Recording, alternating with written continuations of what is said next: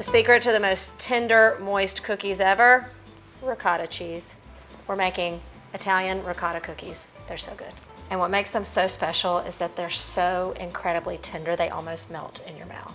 So I'm just gonna start by beating together the ricotta cheese with some butter, eggs, sugar, and vanilla. You just blend that until it's light and creamy. Don't be alarmed if it looks a little bit grainy in there. That's the ricotta cheese. And now we're going to combine our dry ingredients and then put the two together. As usual, it's just flour, baking soda, and baking powder. And then I like to add in just a little pinch of salt. So I'm just gonna add it all in, kind of stir it together to get it started and finish it off with the mixer, but don't overbeat it. Quality control. Instead of adding any more flour to the dough, I'm just gonna keep my hands lightly floured so it doesn't stick.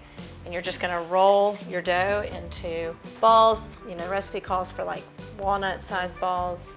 This recipe makes a lot of cookies, so this is a great one to add to your list if you're doing a cookie swap or just gift giving over the holidays. That's it. These bake at 350 degrees for about 8 minutes or so, just until they start to get a little brown around the edges, but you don't want them overcooked. Here they are, little pillows of sweetness. Let's make the glaze. Powdered sugar, milk, just like a typical glaze, but the special treat, almond extract. I don't know what it is about this stuff, but just turns the ordinary into extraordinary. The glaze is supposed to just be really thin, not like an icing.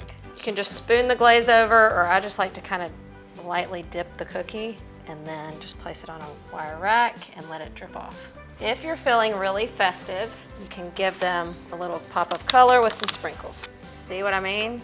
It's gonna melt in your mouth. They literally melt in your mouth, and the almond glaze takes it over the top.